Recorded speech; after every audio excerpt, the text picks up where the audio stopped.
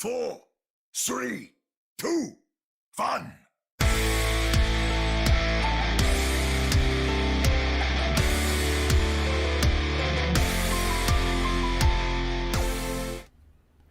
Welcome to another episode of the Ready Set Pwn podcast, your premier source for everything to do with the Vancouver Titans. I am Chris at Lightforce, the sweet and sultry and now Twitch-affiliated voice of the Ready Set Pwn podcast, joined virtually by Omni at OmniStrife. And that is correct. Omni just gave us the huge clap.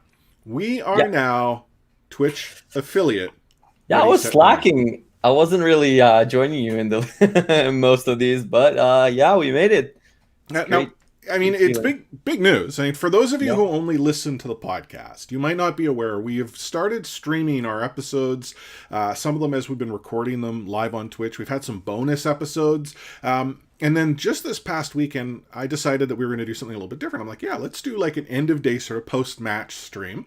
On the first day, I kicked it off. Finally, that made Sam join me because I was just pumping out the hot takes. And then we saw you in chat. We bullied you to join us. And, you know, it was nice, fluid. I think it was a really good, fun conversation. And then on Sunday, it was just me. And I actually think it went well, but it was you, our listeners, you, our viewers, who might be tuning in live right now that helped us achieve, this pinnacle. And I won't, knock the fact that it is not an easy climb. For some, it'd be like, oh, this is great, and tomorrow I'm partner. For us, we're just happy that we're able to get that Twitch affiliate status, because that just gives you as our fans and our listeners an opportunity to support us if you're so interested in doing so. By dropping, donations through bits on Twitch. You're able to subscribe to us on Twitch. And if you happen to have Amazon Prime, it's actually very easy to go and give one free channel subscription each month to your favorite Twitch streamer. And hopefully that is us here at RSP. So again, big news. You know what? You've convinced me. Let me try. Wait, look at that. Look at that. For those of you who are watching live, you just saw that OmniStripe just subscribed. And how ready, set, chill. How awesome, one, did that take place? But two, for those watching this live stream, and I know for those of you who are listening to this podcast after the fact, you didn't actually get to see the notification show up on screen. It's the default notification. That is how new this type of subscription is. Like, it's, again, we got the email late last night, or Sunday night. And then, which would have been, I don't know, what day is it today? 20th? And we got another, look at that, 2 subs. Oh my goodness. We're setting the bar high. You are our listeners are just knocking it out of the park. I mean, we haven't even talked about the actual episode we're going to get into today. And for those of you who, again, are listening to this after the fact, I apologize that some of this might not be translating well, but that's how excited we are. I mean, you'll notice Sam didn't show up. He was so excited, he lost his voice. He was shouting just all day long. You're an affiliate! Ah! But no, we are going to be talking about things, and things are also different. If you happen to be up to date on both our regularly scheduled episode, our bonus episode that we dropped in, and then happen to tune into either of the live streams over the course of the weekend, which did not turn into bonus episodes themselves. They won't be. It's just I don't want to continue pumping content out to your phones and your devices that's just run-of-the-mill, me rambling, which some might say is no different than a regular episode. But the Vancouver Titans roster has been completely redone. We have an entirely new roster. And not only that, an entirely new set of staff. And this entirely new roster and staff went into the weekend facing both the Justice and the Mayhem in an effort to go and try to overcome the ghost of rosters past. So we'll talk a little bit about what we saw out of those matches. Again, if you tuned into the live stream on the course of the weekend, you already know some of our thoughts. But, we'll recap some of that today. And then we're going to talk a little bit about the upcoming weekend, where the Vancouver Titans are going to be taking on the Houston Outlaws on Saturday and the Philadelphia Fusion on Sunday. Some power rankings have been released, and arguably not entirely that bad. And then we'll talk a little bit about the week that was in the world of Overwatch and anything else that we can fit into this action-packed, brand new Twitch affiliate episode. So, let's waste no more time. Let's go straight to the payload. Moving the payload. Join me. As we just said, the Vancouver Titans played both the Washington Justice and the Florida Mayhem this weekend. And going in to these two matches, the three of us sort of had a conversation. We kind of envisioned there being the possibility that the Titans' new roster, as it is, could potentially beat the Washington Justice, because the Justice themselves were going through an evolution with the retirement of Corey, and while Stratus played, it was his last match. He's also retired from. Unfortunately for us. Yeah, that's. But no, the Vancouver Titans lost to the Justice 3-1. Now, that 3-1 score I don't think is truly indicative to the result. I mean, we saw a very competitive Vancouver Titans team who arguably had very little time to coordinate, scrim, prepare, and simply just got thrown into the deep end of the pool. There were really bright lights, but also you could see this is a team that was still trying to figure themselves out. I mean, Dalton, single-handedly, this guy's gone full Chad and was causing the Justice fits. But we also saw, the impact, or at least maybe the potential impact of someone like KSA. And for those of you who are curious, well, isn't it KSA or KSAA? No, he actually shared on Twitter. He is KSA. That's how you pronounce it.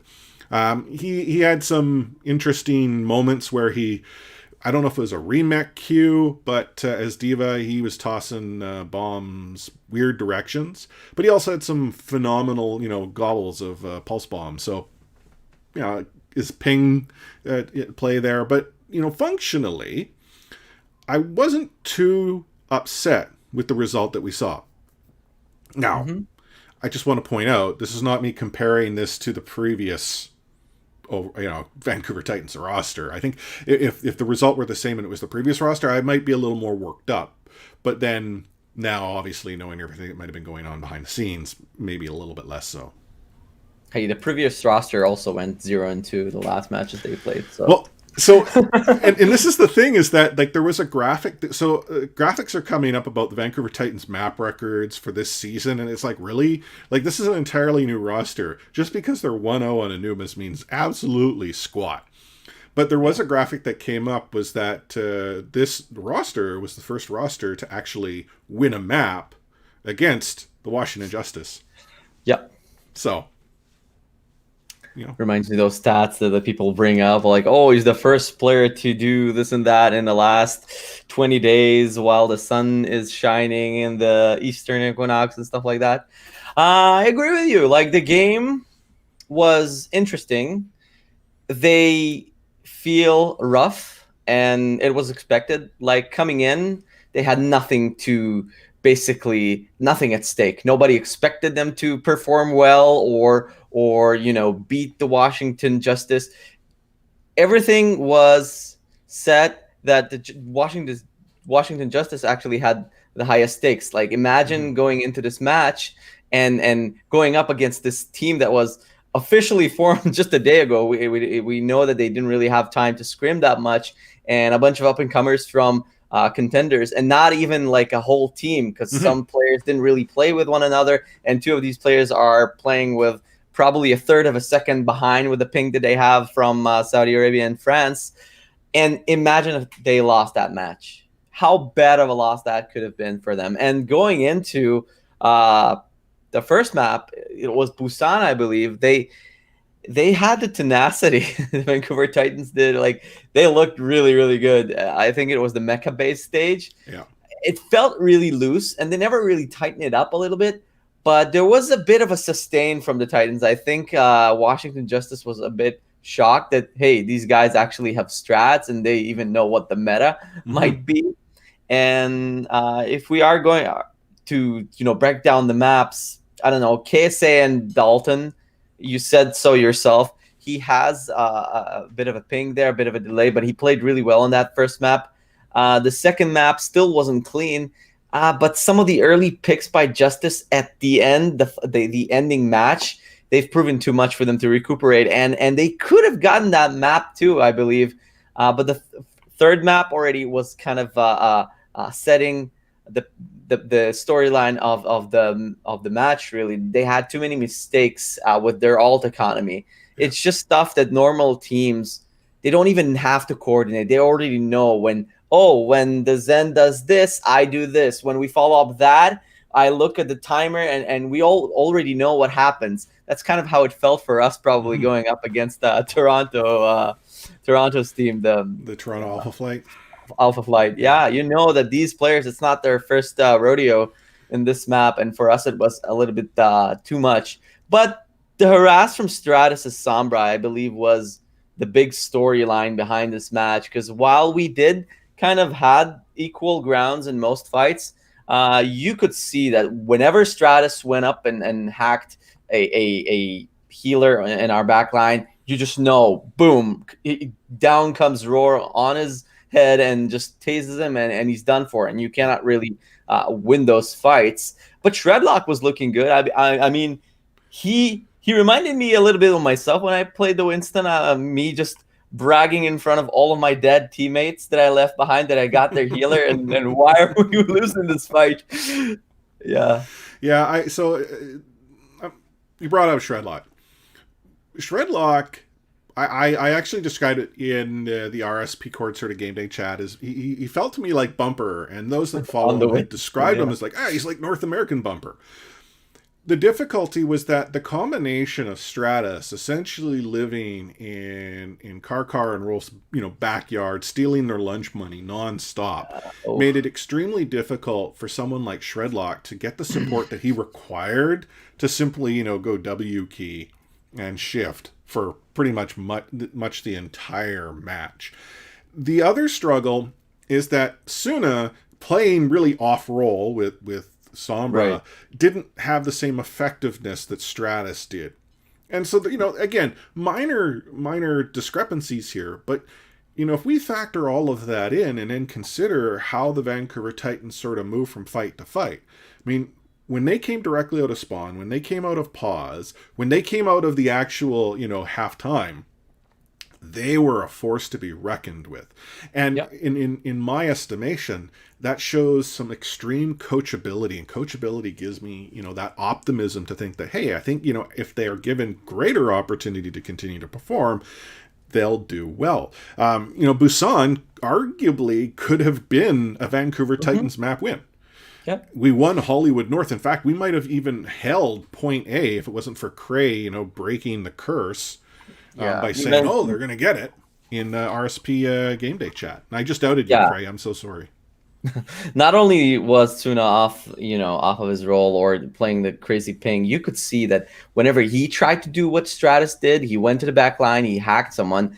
Washington was already prepared for him, and the comms were so good on point that every time he hacked somebody, he had to actually, use his translocator and go out. Otherwise, he would have been dead. But Stratus could have at least, he emptied almost his entire magazine at the heads of that healer, and here comes Roar, right? But we didn't have that. We had that only once, I believe. Yeah, and that was like, sort of to talk about some of the conversation that I saw through, Twitter and social where people were engaging with us at Ready Set Pwn.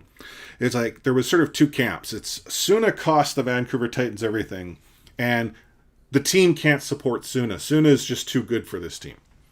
The interesting part of both of those arguments is they're really the same coin. It's just which side of the coin are we looking at? Yeah. And I think part of the struggle was that we did see Suna engage where his team maybe wasn't in position or ready to support. But then conversely, might it have been that through that lack of coordination, communication, or, not necessarily the true understanding of which each is capable of doing, was he maybe engaging prematurely? And again, these are things that can potentially be, coached. But we have to point out, Suna and Dalton, our two current DPS players, essentially play a very similar roster. Yeah. So, unfortunately, one of them needs to go and play that flex role. It's been Suna. There's some argument to be had that, would you put Dalton in that flex role? I don't know. I mean, Dalton's popped off. So it seems like you're risking more in making that transition. But and that's not to say, again, we've got, 2 matches. We haven't even talked about the Mayhem one yet. There's really not enough to base these opinions on so far.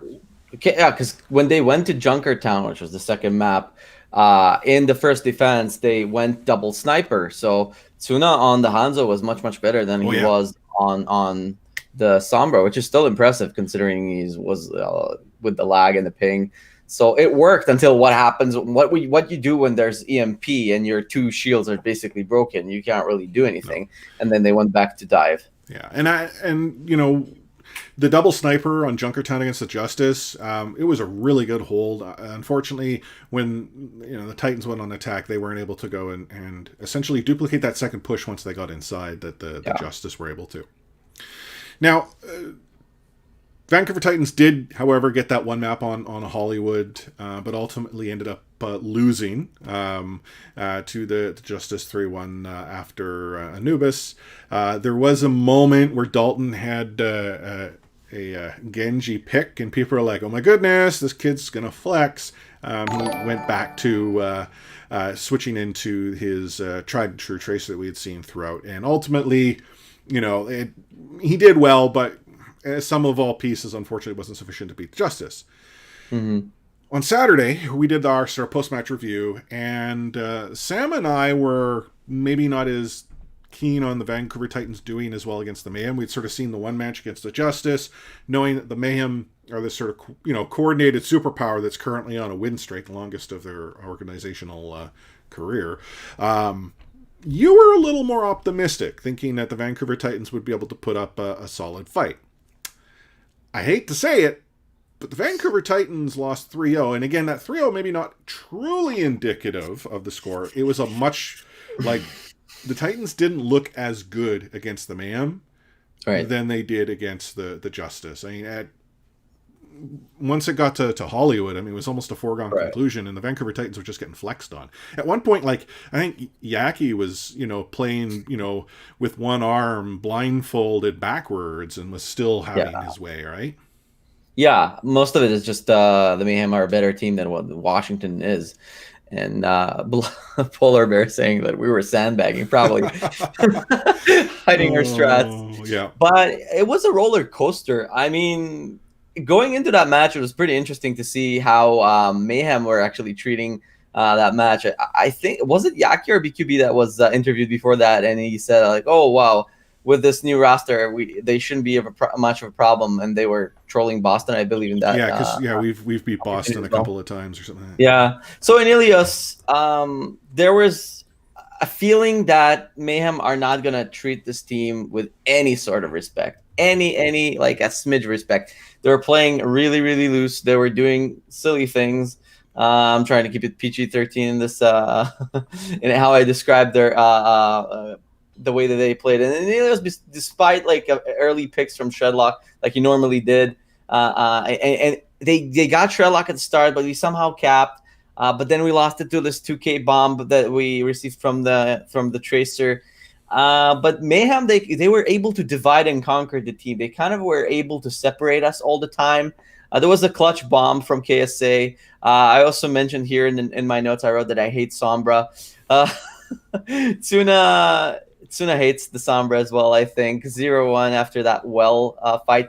Lighthouse, I'd say, was also a pretty bad map for Vancouver. Almost as bad as what we saw in the last map in Hollywood. But Lighthouse, the fights, despite being very long and messy from our end, Shredlock and Tsuna, they just got wrecked in every fight. It's Mayhem are they noticed these two guys are our way going in and winning these fights easily, so they dominated this map. Did I mention that I hate Sombra? No, sorry, what was it? Do you hate Sombra? Yeah, it's awful. Interesting. But Junkertown, we go down to that double sniper composition. It definitely looked better. It was a lot of sparks from the Titans that they can not only bring teams down to their level, but they can also play much better in reaction to better teams.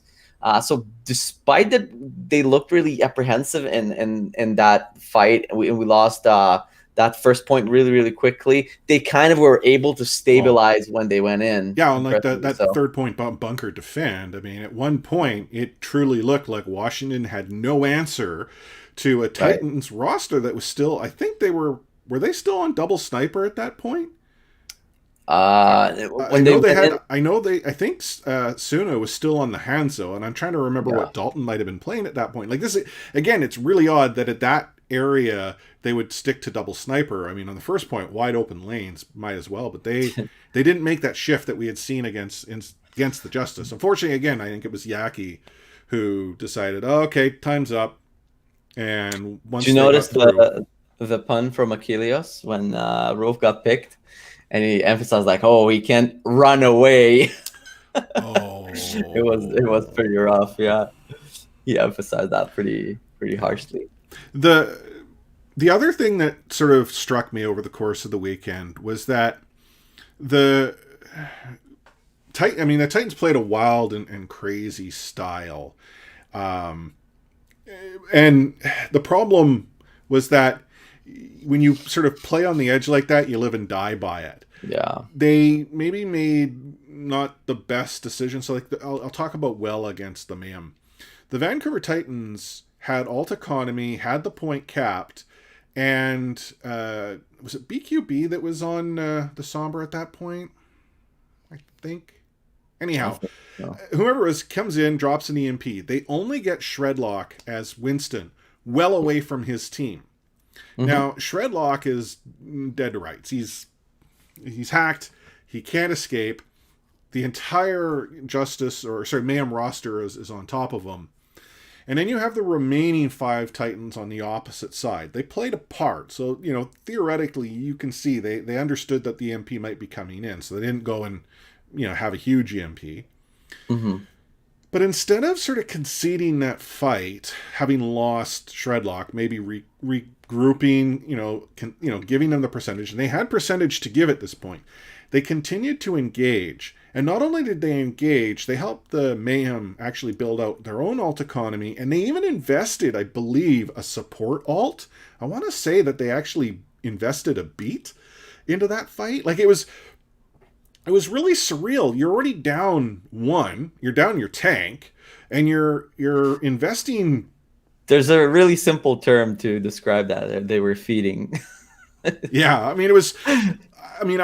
I'm not by any means, a professional when it comes to looking at the game, analyzing and that, but I'm sitting here thinking, no, man, I think you should have just gone back. You should have just given that point. I don't necessarily mind the initial hold to, like, not make it outright easy.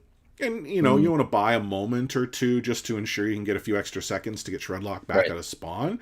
But why would you continue to invest, like, alts of all things? Like, were they out there saying winnable? Like, and if that's the case, cool, but then you need to win. And unfortunately, that shift then made it next to impossible for them to take the point back. They lose well. And yeah, Lighthouse was messy. It was like team deathmatch. Neither team seemed to be interested in actually capturing the point until the Mayhem are like, oh, okay, well, sure, I guess we should. And unfortunately, it didn't improve there. And Hollywood was just rough. That was a good slap. Too slow, too late, too sloppy in the execution. I think the big story right now is they don't just execute properly. They kind of have an idea what is the meta and what they're supposed to do, but all of their execution is a bit too late, a bit too sloppy, not careful enough. Again, it feels like a cop-out at this point to say, well, they were just formed this week. But guess what? It's true. They are the least prepared team 100% in the Overwatch League at this point, and they still are pretty new and excited, and they need to get used to the pace, as you might know when players go up another tier, if they go from collegiate to pro and from tier 3 to 2 and to 1. The first thing you notice is the pace of the game is entirely different. Mm-hmm. And while everything is so fast and you have to react so much quicker, guess what you're lacking the most? It's preparation. It's those set plays, or what do you do when the Sombra jumps me and my second healer is not beside me? That's the things that they're going to practice and work hard on, I hope. And I definitely see potential. I don't think it's all doom and gloom from what we have seen. Well, no, and and that's what I stressed this over the course of the weekend. I said this again on Sunday. Like, there is potential to be had with this new roster, this new team. The struggle is being able to go and look at this new roster and new team and not constantly be drawing the parallels to the roster of the past. That's like essentially, let's, for argument's sake, we had a Lamborghini before. We were driving a Lamborghini. That Lamborghini had a lot of power. It was nice. Right. The problem is we wrecked it. Maybe not we as fans, but it got wrecked. And that got completely written off. And what did we get for a replacement? Well, we got a sedan, let's say a Sonata, Hyundai Sonata. It's a nice looking car. It's got a lot of potential, but it's not the Lamborghini. We might be able to go and soup it up. Yeah, but you might really talk about it in a philosophical way. But we did have that Lamborghini, but it was the Ferrari that won the race. Yeah, that's true. And then you can begin to talk about, like, any type of sport. What is the goal of a team? Obviously, for every team is to win the championship. But guess what? At the end of the day, only one team gets to win the championship. And then you have to justify the existence of not just the contenders or the teams below that. What is this year's London Spitfire playing for? What is the Dallas Fuel? What are they playing for? Season 1, Philadelphia Fusion or NYXL. Well, they lost the championship. They didn't get to that promised land. But just looking at some of the tiers, I think the biggest goal for them is just to grow and improve and not be a joke, like let's say Boston is right now, or Shanghai was in season 1.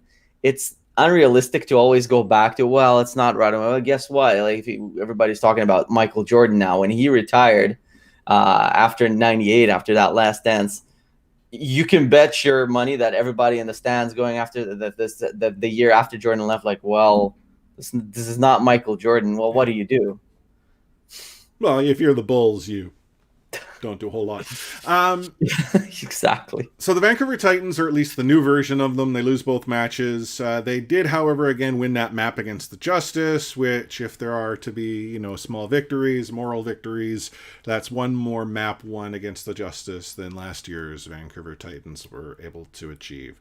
And I know I am reaching. This weekend, Vancouver Titans are going to be taking on the Houston Outlaws at 12 noon on Saturday, and then they'll be taking on the Philadelphia Fusion at 2 p.m. on Sunday. Not going to lie, there are very few people that are giving this Vancouver Titans team much hope or opportunity against both the Outlaws and, more specifically, the Fusion. Yeah. Is there a winnable game here?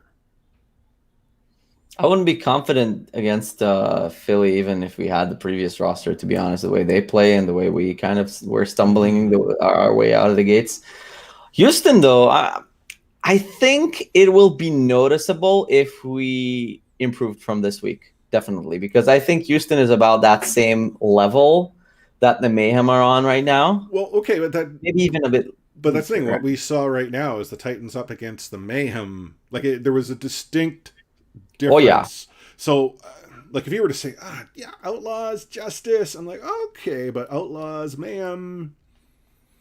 I don't discount it. I think if there of those two, if there was a winnable one, it's the Outlaws. But especially when you compare it to Fusion. Yeah, that's and I think it's equally as winnable as I might win the next BC Children's Dream Hospital lottery and get a new house or something. I have a chance if I buy a ticket. Yeah, that's all I'm really getting is a chance. I don't like the hero pools either. Well, so being out and Sombra still being in, maybe it'll be. We're gonna get. We'll see to Shredlock on Ryan, I would imagine, right? I mean, I don't think we'll see too much dive. I mean, May's out, that's nice. Moira's out, so I'm gonna imagine we're probably gonna get an Anna Zen maybe, Anna Lucio maybe. Like, I think that I'm genuinely curious what a Shredlock Reinhardt looks like. Yeah, right. I mean, probably a lot of Echo and McCree. Oh, I hate Echo, but I'm a Reinhardt. Like, I'm sorry. When Echo goes and turns into Rein, and you have two Reins, or like what we saw this past weekend, where Echo turns into a diva. So Echo pops her ult first as a zone ult, then the actual diva you have on your team pops their ult as a zone ult, and by the time that's done, the Echo who was diva has built up another ult, have a third zone. Like, it's just... With Winston Diva, it's like so easy to build up that ult. Yeah, anyhow, sorry, I digress. So, I mean, I hate to say it, I don't see wins here. I see maybe a map against the Outlaws. Wishful thinking, like 2 maps. Maybe 2, yeah. But that would be a very close match. Do we see a map against the Fusion? I'd say no. Yeah. I mean... arguably, there was potential for a map against the Mayhem, but things when they fell apart hard. Yeah. Anywho, so I think. No, go ahead. Yeah, no, I think it's like more of a getting that confidence, breaking in the shoes, so to speak. Once they feel more confident in the fact that they can actually compete with these mid-tier teams, kind of like they did with Washington. They still lack that real break into their different plays and how they should behave psychologically. I think psychological hurdle is the hardest right now for them. So before we wrap up on one final thing in the payload, for those who are tuning into the live stream, there's a lot of conversation right now as to whether or not KSA and Suna would be coming over to North America. So right now it's presumed that KSA is in, I believe, Saudi Arabia, and Suna is in France. Could they come over to North America? Technically speaking, I mean, the possibility for that exists. I'm not as familiar if they were to go to the United States, what that would look like, the visa situation. Conversely, I don't know, visas. Yeah, exactly. The visa situation within Canada would be. But let's say they did have an opportunity to come into Canada. If they arrive in Canada, they are then isolated for 14 days. They have to go into that, like, essentially whatever box they're put in, whether it be a room, whether it be a hotel, whether it be whatever it is, they cannot leave that box. No one can go in that box. And again, this is like food delivery, all that jazz. So, like, personally, as it stands right now, if there was to be a desire to sort of bring players together, I actually think the United States might be the more logical location for that sort of collection of players to occur. But we don't know, and I think with the way COVID-19 is, it's the safe bet is to suggest that they'll continue to play on ping. And the other question that's come up from time to time is the Vancouver Titans have a 6-man roster right now. Might there be a 7th? Well, for those of you who tuned in to our weekend streams, we had sort of alluded to the fact that you could do a little digging. Maybe there's some dirt to be dug up. We actually shared this with our patrons. Those of you who support us on Patreon learned about this, but Caden joined the Titans Court. Now, that doesn't mean anything. He is there. He has been elevated to a pro role. It could be he's just following his friends, but Caden is of Second Wind. So, maybe there's number 7 at some point. Guess what his role is? Well, Flex DPS, which, DPS. Funny enough, the Titans don't have one right now. Exactly. The one final thing I wanted to talk about. So, Overwatch League power rankings. I mean, we did power rankings. We used science at the start of our season, and I can't imagine what our ratings look like right now, where we had the Vancouver Titans, because there's an entirely reset button there.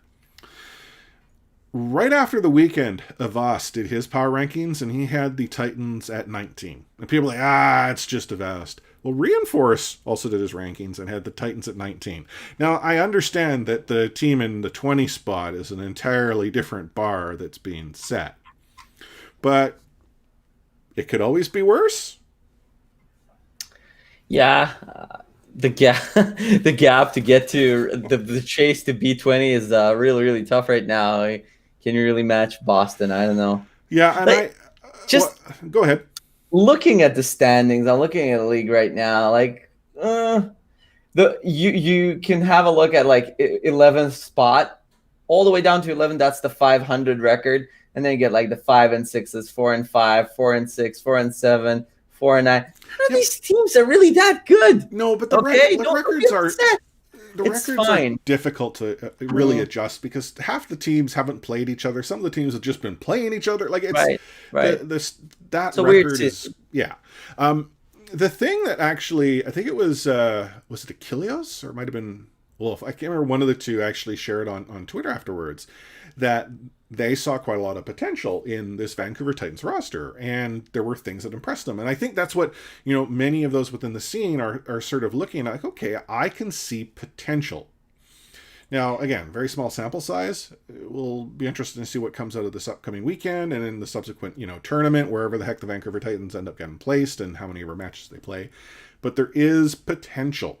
And if there's something for us as Vancouver Titans fans to cling to, it is hope and potential, and that's all we have. That and this podcast, rah, Team RSP. Yeah, for the most part, they were competitive. Yeah. And when Wolf and Achilles started commentating on that game, it was frustrating to me personally, because that entire first map, they weren't talking about the game at all. But I don't blame them. They're like the biggest Runaway fanboys. They go, oh, my Runaway, it's the different team. The entire map was like that.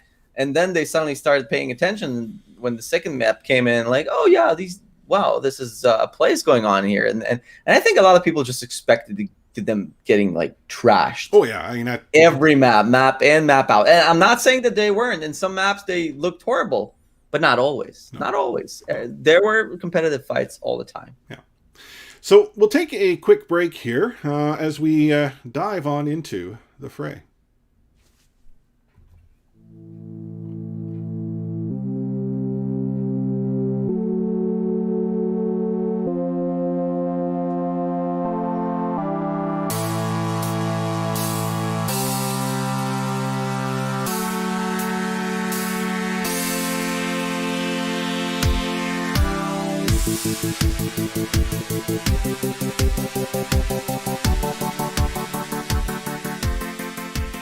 Back into the fray.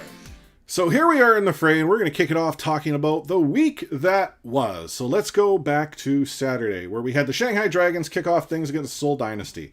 This was one of the better matches of the weekend to watch. The Seoul Dynasty beat the Shanghai Dragons 3-2. That was followed by the London Spitfire beating the daylights out of the Chengdu Hunters 3-0, and then the Guangzhou Charge beat the New York Excelsior 3-1. Paris then kicked off the afternoon by beating the Los Angeles Gladiators 3-1.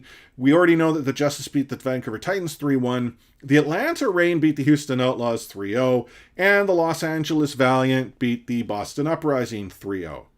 Sunday, Shanghai Dragons beat the Hangzhou Spark 3-0. The Guangzhou Charge beat the London Spitfire 3-1. The Philadelphia Fusion beat the Dallas Fuel 3-1. The San Francisco Shock beat the Toronto Defiant 3-1. And as we already know, the Florida Mayhem beat the Vancouver Titans 3-0. Now, as far as the matches that we actually recommended that you all watch, Omni and I had suggested that you should go in and watch the first match of the day. It was the Los Angeles Gladiators and the Paris Eternal. And if you recall, Sam was like, nah, man, you guys picked that one because it was the match before Vancouver. Sam was the one telling you needed to watch the Seoul Dynasty take on the Shanghai Dragons. So if you listen to Sam, you didn't do half bad. Hey, we weren't denying the fact that we picked it because it was before the Titans match. Well, no, and if I recall, I actually even mentioned, I'm like, well, I sort of looked at the one I would reasonably watch, and I knew I wasn't going to stay up late or get up early. I mean, there was no longer a reason for me to do so. Over the course of Saturday, I mean, that the surprising result for me was that the Charge beat the Excelsior. And I didn't see a whole lot of it. I mean, I watched a little bit on VOD. But how much was that the Excelsior were maybe jet lagged, or that the Charge just figured out how to, combat surgical precision? I don't even know. Like, Charge are such a weird team because I oddly enough, I didn't really watch that much of that New York match. I just saw the highlights, but I did watch how they played against London Spitfire, and I guess it's the same with what happened there. It kind of feels like most fights are even, but they come up on top somehow. To me, they're like the reverse Gladiators. It looks like everything is going well until it doesn't. Well, with the Charge, it's kind of the other opposite way. They have a lot of clutch individuals that kind of pull out these wins on the individual fights. Krong was really carrying hard on the Diva a lot of times, having those clutch plays. I'm impressed by them, to be honest. But again, like NYXL, they're also a very weird team to predict. When you expect them to do well, they do terribly. When you expect them to be terrible, suddenly, oh wait, they're still elite. What the hell is going on? I don't know how much of it has to do with the hero pools constantly being juggled around, how much it is just the weird matchups that each individual teams have against one another, which I think is one of those things in Overwatch League that nobody really discusses. But like in traditional sports, we all know how like some team, despite being weaker on paper, has a weird like tendency to beat this other team. True. So I think there's a lot of teams like that in Overwatch League because the style is so different between one another. Like New York being so surgical and not reactive, and Guangzhou is a really like aggressive, sporadic type of team. They have a lot of controlled aggression and the surgical in all caps, obviously. Surgical. They look fine. Yeah. I like them more than I do like the other teams outside of like Shanghai and Seoul, but they look better to me than Hangzhou looks right now. Looks like They have a lot of what I like about this roster, and it seems to me when you have a lot of really talented players that can play a lot of players on your roster, you cannot like fail that much, right? They play players like Eileen.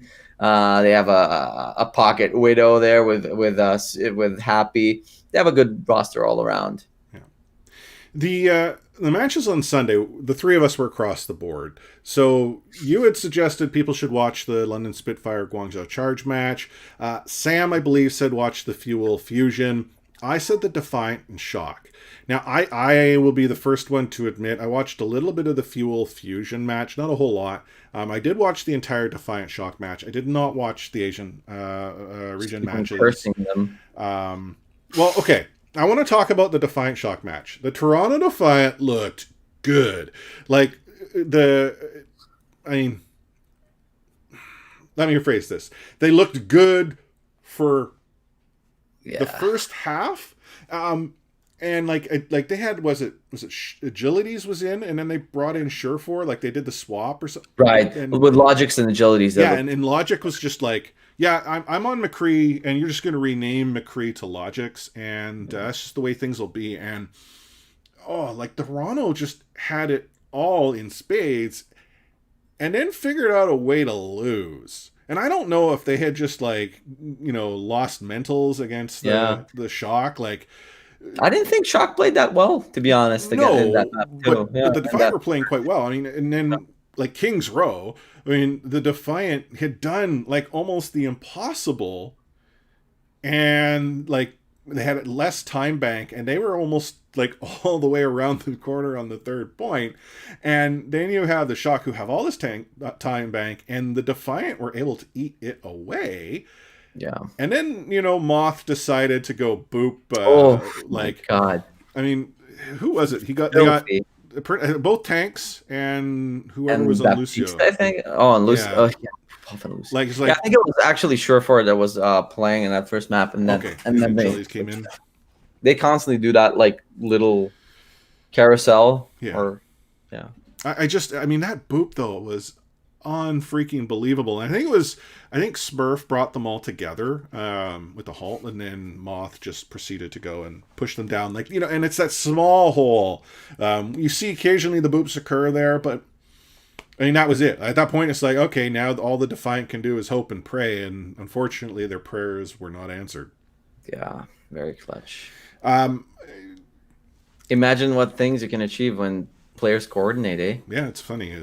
Magic happens, things happen, people go off their head. Like, I think, like, was it Uber that was, and Mr. X, I think, that was cast that game, was it? I'm trying to think who it was now. Sure. Whoever it was, I actually thought they needed oxygen, like, after that boost. Anywho, any other matches on Sunday that you wanted to touch on? Like, I actually found Sunday to be, like, actually, the result that we saw from the Titans was almost indicative of how most of the matches sort of felt to me over the course of the day. Philly looking strong, that's all. Yeah. Dallas, like, good roster, not good enough to compete against Philly right now. Well, who is? There aren't very many teams. Like the Shock. I don't think there are any. The Florida Mayhem? Yeah, Washington Justice. Oh, Vancouver Titans. Yeah, exactly. We'll see. Anyhow, let's talk a little bit about the week that will be. So we already talked about it, but the bands this week are Arissa, Tracer, May, and Moira. So, kicking off the weekend at 1 a.m. Pacific are the Seoul Dynasty versus the Chengdu Hunters, followed by the London Spitfire Shanghai Dragons at 3 a.m. 5 a.m. it's New York Excelsior and the Hangzhou Spark. We then fast forward to noon when the Vancouver Titans take on the Houston Outlaws, followed by the Florida Mayhem and the Washington Justice at 2 p.m. At 4 p.m. is the Los Angeles Gladiators and the Boston Uprising, and at 6 p.m., the San Francisco Shock take on the Atlanta Reign. At 1 a.m. on Sunday, it's 1 a.m. Pacific, the Guangzhou Charge take on the Chengdu Hunters. At 3 a.m., it's the Hangzhou Spark versus the London Spitfire. 12 noon, Dallas Fuel versus the Paris Eternal. Our Vancouver Titans take on the Philadelphia Fusion at 2 p.m. on Sunday. And then at 4 p.m. Sunday, it's the Toronto Defiant and the LA Valiant. as far as the matches that you need to go and watch, so Sam mailed his ballot in, and it is still stuck in the mail. We never actually got it, so we don't know if he's actually going to watch anything this weekend. I chose to suggest that you should watch at least one match other than the Vancouver Titans on Saturday. I said watch the Spitfire Dragons.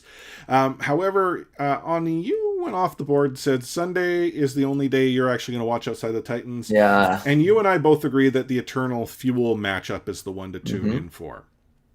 So I'm a little bit curious why you didn't pick anything on Saturday, and I'll give some reason why I'm picking the Dragons and the Spitfires. I feel with the Spitfire, there's still the jury's out there. Like, is that as good of a squad as it might be?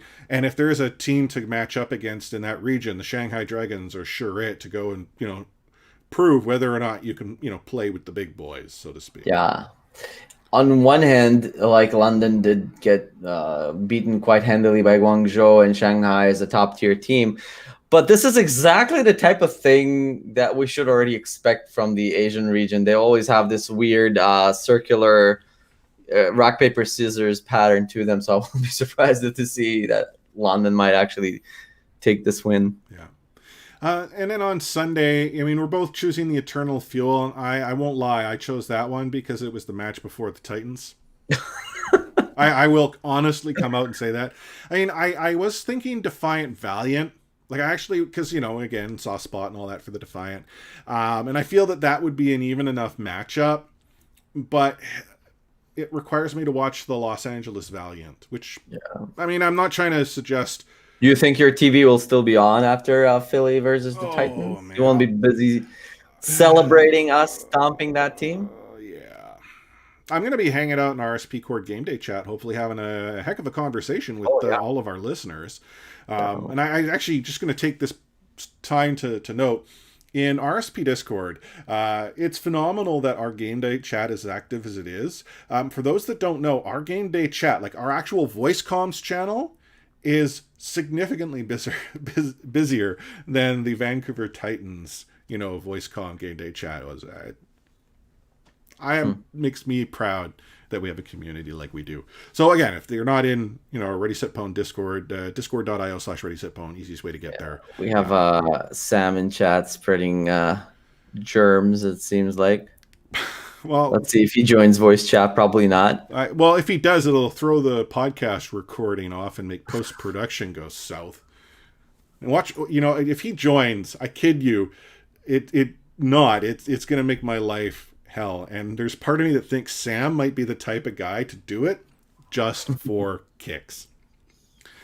So yeah, that's this weekend. This is the last weekend going into the sort of seeding of the May tournament and how that will all pan out for the Vancouver Titans. You'll have to tune in next week. My plan is right now to have the same sort of post-match stream. So Saturday as well as Sunday at 6 p.m. I do understand that Saturday 6 p.m. does run up against the Shock Rain match. So again, stay tuned. We'll sort of sort out those details. But then Sunday we'll do the 6 p.m. Pacific, and we can chat about the match in real time. For those, live react. And for those listening to the podcast, you won't see like special podcast content pushed out this weekend unless something crazy happens. But we'll then recap like we have this week, as we normally do, to let you know sort of what it is we saw. So let's talk a little about Overwatch League news. So I don't know what's going on in Boston, but Boston went and signed Punk, an off-tank. Seemed odd, but hey, you know what? It's Boston. Well, they signed Punk, and that might be because they knew Brunson was going to retire. And he is hanging up his off-tank Overwatch League skills to do other things. Is this just a result of what we're seeing sort of in Overwatch League generally, where players are just maybe not as keen to continue playing, or maybe not as happy? I mean, we saw comments from some of the former Vancouver Titans along that effect. We've obviously heard from Sinatra, who said something similar. A number of players that just, I'm not enjoying Overwatch as a game where it is right now in the professional scene, and I just want to play and have fun. Yeah, I imagine something turns into your job and you don't like it anymore. Yeah. So it sometimes happens, It's not it's your vocation to put bread on the table. I don't know. I guess everything is a mixture of a lot of things, like, crazy quarantine, poor performance, the new shiny kid on the block, a lot of FOMO floating around.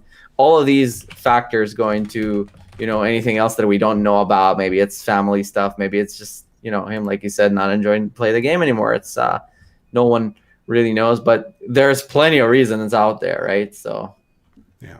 yeah. The other thing that just happened, and actually, patch rolled out today, is that experimental mode has got a number of things happening. So we'll just sort of quickly run through again. Experimental mode doesn't necessarily mean it's going to happen, but we've seen a lot of the changes that do show up there. Many of them push out to production. So Anna's healing with a rifle is being reduced from 75 to 70. I don't know why, I don't know if that was, sort of a much needed adjustment, but that's one that's happening. Bastion, when he's in Sentry, the spread of his primary is decreased by 10%. Shots until max spread reduction are lowered from 60 to 40. Self-repair, the resource drain rate is being increased. And then his healing per second is also being increased. So he'll be able to heal more, but he'll drain it faster. I guess to discourage, the Sentry running around trying to repair all the time. I don't know.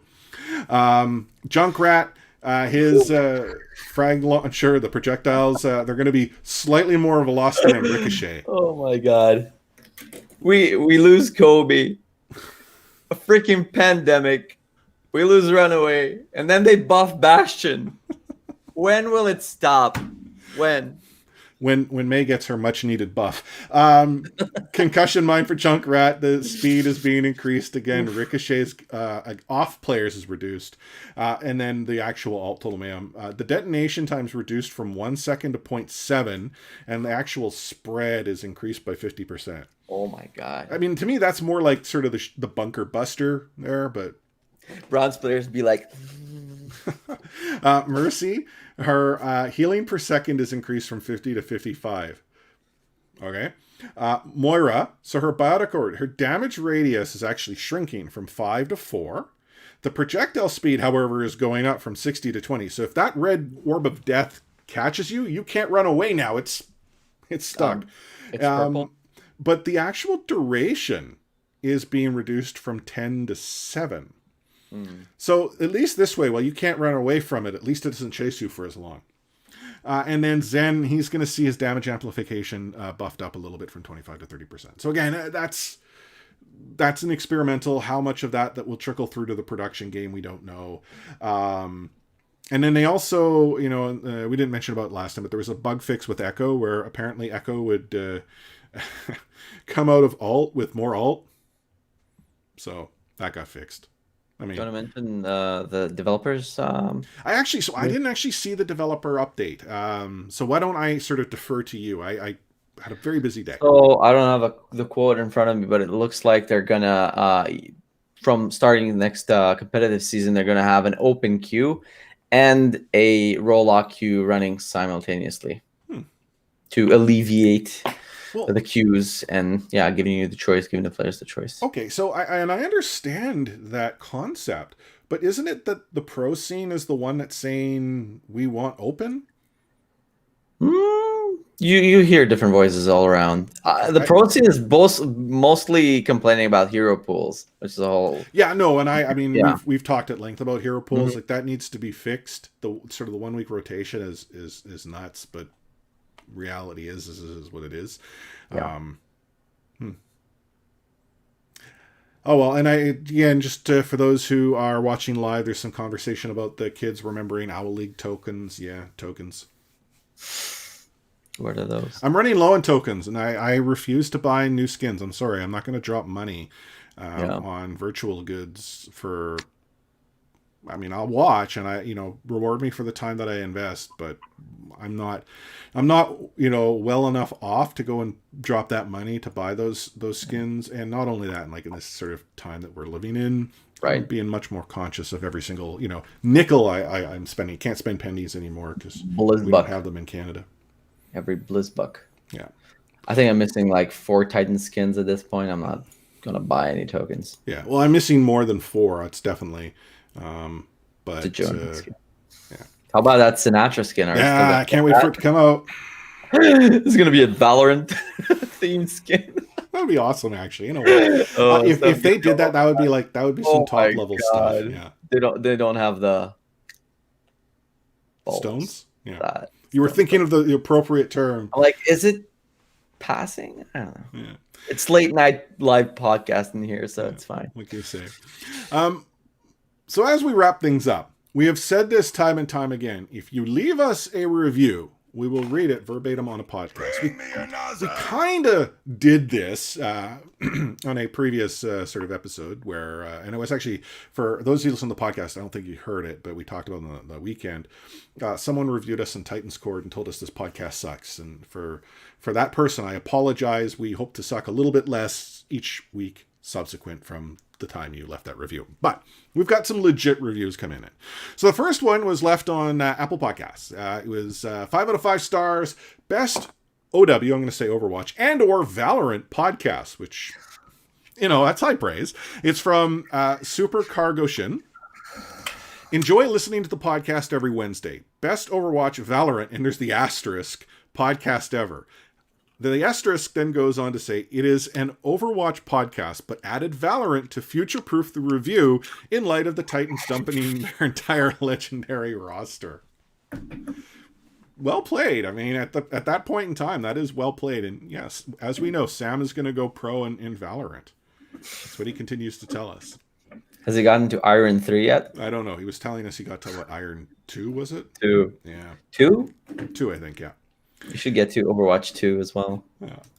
And then you also have the ability to leave reviews for us on Podchaser, podchaser.com/readysetpwn. But one of the neat things about Podchaser is not only can you review the podcast in its entirety, you can actually leave us individual episode reviews, which is equally as awesome. So you might say our podcast is awesome, but then on a particular episode where, Omni and Sam just talk nonstop NBA, you might just go and lower the stars and say, stop this crap. I mean, I totally give us 6 stars. You do that. Yeah. So we did get 5 out of 5 stars on our last episode, so episode 70 from Melksy. And so this one's a little bit tough because there's brackets and that. So I'm going to read the context here. Is the option to have Omni read reviews while singing still available? And there's more brackets. This was back when Sam said he would create a poem based on our username if we saved RSP's number, which was true. If you saved our number, Sam was so incredulous that was still a thing. He would, do an acrostic of your username. Just realized no one has ever requested it. So if so, I want Omni to sing along to whichever song Sam and Chris choose. So I'm going to, before we go on further here, is there a song that you might want to read? Is this something you want to do for us, Omni? On the cuff, or do you want me to just read this and maybe we'll do this in a future episode? Oh, for sure. I just need to prepare before. Just let me know. Okay, we'll do this in a future episode. And again, if subsequent reviews come in, you've heard it here first. Omni is willing to warm up the vocal cords and wax on, wax off. The things we do for our fans. But the episode review from Milk Tea was, "Hi, Chris, Omni, and Sam. Today has been a sad day, but I thought I should drop a review to lighten the mood." Aww. And this was left 6 days ago, and it was definitely tough times. It was, again, episode 70, what we call Titanic. Milk Tea goes on to further say, "I know the past few weeks have been rather silent, but I appreciate the amusing tactics you guys think of to keep this podcast up and running every week. I don't think I will continue being a Vancouver Titans fan after these series of unfortunate events. Heck, I wish we can go back to the days where Bumper was playing Hanzo, the Titans were kicking butt, and our only concern was the green pool."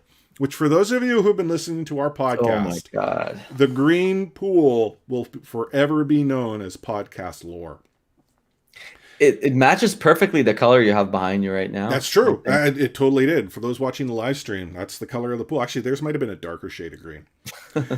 But what's done is done, and I will definitely stick around the RSP community since I've met so many awesome people here. Seriously, joining RSP Court is something I don't think I'll ever regret.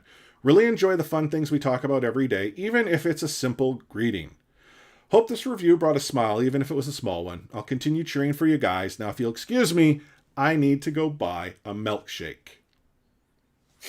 Now, again, that's some more podcast lore. It's more RSP Cord lore, the whole conversation around milkshakes. But Milk Tea, thank you for that review on Podchaser. I will admit, the part that sort of, I get a little sad about is some of the people that we've connected with in the Vancouver Titans community over the course of the past sort of season and a bit, who have now made this decision that for one reason or another, and some very valid reasons, they're no longer going to support the Vancouver Titans. My worry is that we then sort of lose that connection with them within the community. My hope is that you might continue to listen to our podcast episodes, be part of RSP Cord, come to our live streams, take part. That's the part that sort of, obviously, moves us forward. But at the end of the day, we also recognize for some, the only means that you have to demonstrate, your feelings, your dissatisfaction, what have you, is where your eyes travel and who you'll talk about and what other team, game, or whatever it is you're going to support. So, please understand, we hold no ill will. And again, Melty, I know you'd said you're sticking around and thank you for doing so. But again, we get it. So, how do you leave these reviews yourself? Well, whatever podcast app you have, if you happen to leave one, we'll hopefully get it to Apple Podcasts, obviously the most popular. There's a few others out there that you can. The other way is by going to podchaser.com. It's podchaser.com/ReadySetPwn. It's like the IMDb of podcasts. Review a podcast, you can review episodes, you can learn a little bit about the hosts and some of the guests that we've had on. And from a shareability perspective, the share tools are actually quite rich, so that actually allows me to go and share reviews such as that on social to showcase those of you who do speak so highly about the podcast. In fact, I am willing, if someone were to leave a negative review, to elevate that too. I mean, I'm not blind to the fact that sometimes we make mistakes because, hey, we're only human, but we know we want to strive to do better. And just understand, though, we may also have a little bit of fun at your expense, because at the end of the day, all we're doing is talking about a video game, and video games are supposed to be fun. Are they?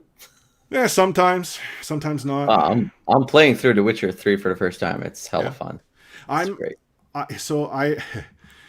I've been playing, obviously, a little Overwatch. I was playing some Warzone. I downloaded this game off a Steam called Moonbase. Essentially, you're like a cat in space. It's like a roguelike. You're on a planet. You have to build things and survive for some number of days. It's just a chill way to pass the time. Sounds cool.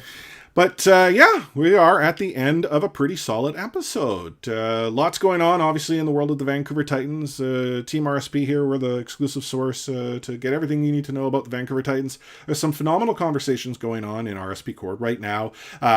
Skronide had sourced out some conversations that Tim Holloway had earlier in the season, and it's an interesting contrast, the conversation he was having and some things he was saying with what sort of took place in, obviously, real life.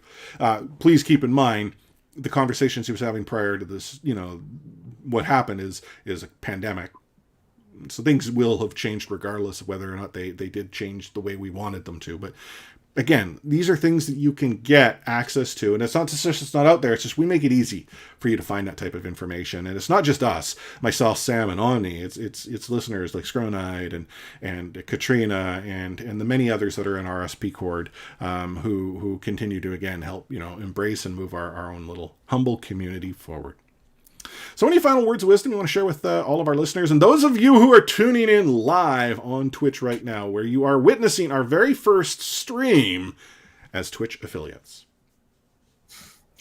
I'll give you one more gem from The Office. Not everything is a lesson. Sometimes you just fail. That's so true.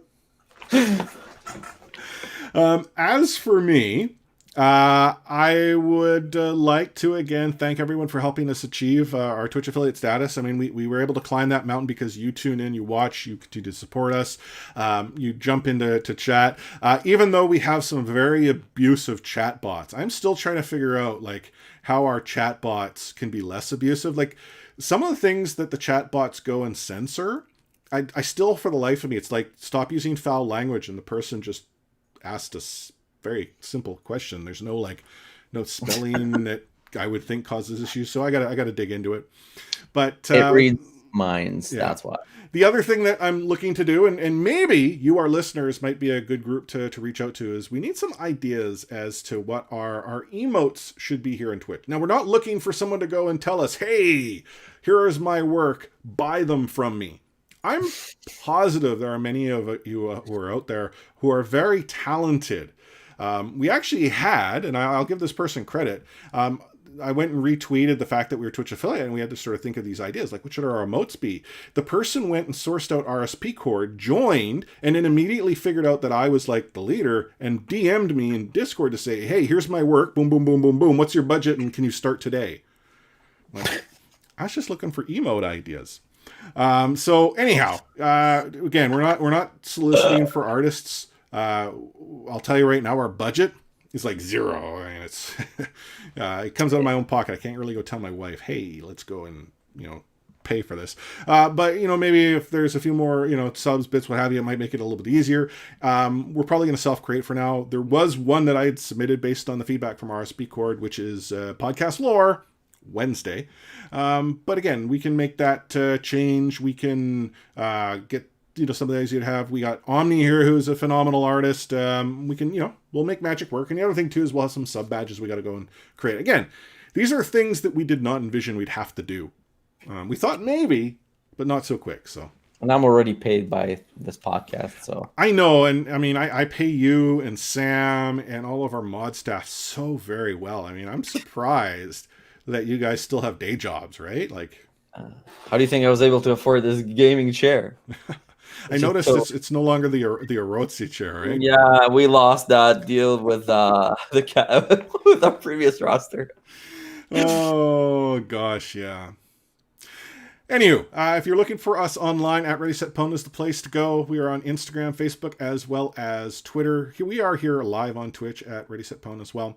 If you want to join our Discord, RSP Cord as we often call it, it is discord.io/ReadySetPwn. That'll get you forwarded to the invite link, which is a lot more complicated than that. Join in on the conversation. You can tune into this podcast each and every week. We record on Tuesdays, which will probably stream more and more frequently live, but it does go live as it normally does Wednesday at high noon Pacific. So for those of you who tune in already on the audio side only, continue tuning in there. And if you are listening to this podcast for the very first time and you want to stick around for some more, hit that subscribe button, hit that follow button, hit that like button, whatever button that you can hit. That means that we come back to you. We greatly appreciate it. And again, any feedback that you might have, the easiest way to get to us is feedback@readysetpwn.com or by going to voicelink.fm/readysetpwn. And if you leave a message there or send in a text, I'll do my best to integrate it into an upcoming episode. So on behalf of Omni at OmniStrafe, myself, Chris at Lightforce, and the missing in action with absolutely no voice because he cheered to the high heavens, us getting Twitch affiliate, Sam at another Sam Chan, I'm going to sign this magical episode off with those two words you've been waiting to hear the entire time. Catchphrase!